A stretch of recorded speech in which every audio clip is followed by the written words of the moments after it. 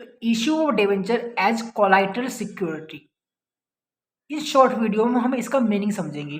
Detail video तो आपकी already अगर आपको देखना है तो आप अलग से इसकी वीडियो बना रखी है मैंने विथ नॉमेरिकल क्वेश्चन। इसमें हम सिर्फ शॉर्ट में मीनिंग समझेंगे। तो issue of debenture as collateral security का मतलब, तो पहले हम बात करते हैं कोलाइटरल सिक्योरिटी क्या होता है।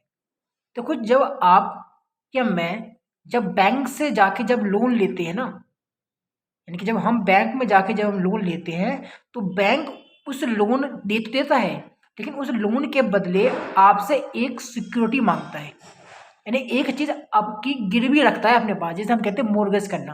यानी कि एक चीज पक्का बैंक, जब आप लोन लेने जाओगे बैंक के पास तो बैंक लोन तो दे देगा आपको, लेकिन उसके बाद क्या करेगा, एक चीज आपसे मोर्गेज करेगा, यानी एक आपकी चीज मोर्गेज करेगा, यानी एक चीज आपकी गिरवी रख लेगा अपने पास।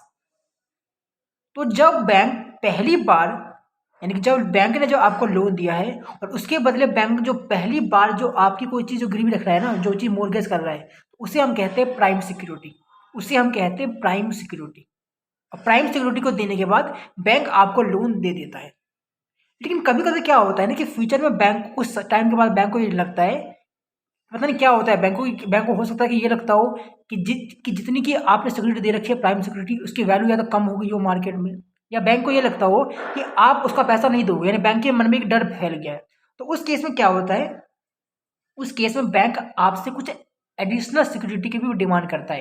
यानी कि जो आपने प्राइम सिक्योरिटी, यानी कि जो आपने एक चीज़ आपने गिरवी रखी थी स्टार्टिंग में, जिसे हमने कहा प्राइम सिक्योरिटी, जो आपने फर्स्ट टाइम बैंक के सामने गिरवी रखी थी, तो बाद में बैंक आपसे कुछ और चीज उस लोन के बेस पर आपसे गिरवी रखने के लिए कहता है उस प्राइम सिक्योरिटी के अलावा। तो उसे हम कहते हैं कोलाइटरल सिक्योरिटी। यानी कि सबसे सिंपल वर्ड में अगर बात करें तो कोलाइटरल सिक्योरिटी का मतलब एक ऐसे सिक्योरिटी से होता है जो आपको बैंक को देना पड़ता है प्राइम सिक्योरिटी के अलावा। प्राइम सिक्योरिटी के अलावा जो आप कोई एडिशनल सिक्योरिटी जो देते हो ना, उसे हम कहते हैं कोलाइटरल सिक्योरिटी। अगर यही कोलाइटरल सिक्योरिटी, अगर आप अपनी कंपनी के अगर शेयर दे रहे हो, मान लो कि आपकी कंपनी ने बैंक से लोन लिया है, तो क्या क्या होगा, सबसे पहले आपकी कंपनी ने एक प्राइम सिक्योरिटी डिपॉजिट कराया होगा बैंक के। तो अगर आप उस प्राइम सिक्योरिटी के अलावा कुछ एडिशनल सिक्योरिटी भी दे रहे हो तो उसे हम क्या कहते हैं, उसे हम कहते हैं कोलाइटरल सिक्योरिटी, जो अभी आपने समझा। तो अगर आपकी कंपनी अगर वो कोलाइटरल सिक्योरिटी अगर एज अ शेयर दे रही है ना, एज अ शेयर, तो उसे हम कहेंगे कोलाइटरल सिक्योरिटी इशू ऑफ शेयर। अगर वही कोलैटरल सिक्योरिटी में आप अपनी कंपनी के अगर डिबेंचर दे रहे हो ना, तो उसे आप कहोगे issue of debenture as a collateral security. अगर आप कैश दे रहे हो तो इसे आप कहोगे कि आपने एज ए कैश दे दिया कोलैटरल सिक्योरिटी। अगर आप वही डिबेंचर के फॉर्म में दे रहे हो कोई एडिशनल सिक्योरिटी बैंक को, तो उसे हम कहोगे, उसे हम कहते हैं issue of debenture as a collateral security.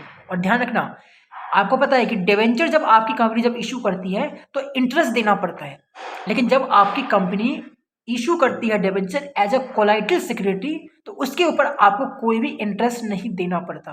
और ये जो यहाँ पे जो एज अ कंपनी जो इशू कर रही है ना debenture as a collateral security, ये एक मरा हुआ डिबेंचर है, ये एक डेड डिबेंचर है। ये जिंदा कब होगा, ये जिंदा तब होगा जब आप ड्यू डेट पे अगर आप बैंक की लोन की पेमेंट नहीं करते ना, तो उस डेट को ये आपका जो डिबेंचर जो आपने इशू किया ना एज ए कोलैटरल सिक्योरिटी, वो आपका जिंदा हो जाएगा और उसको बेच के कंपनी आराम से आपका पैसा रिकवर कर सकती है।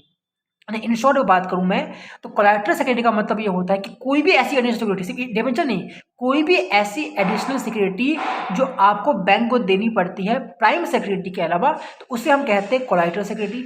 अगर वही कोलैटरल सिक्योरिटी आपको एज ए डिबेंचर के फॉर्म में देना पड़ता है, तो उसे हम कहते हैं issue of debenture as a collateral security. Thank you.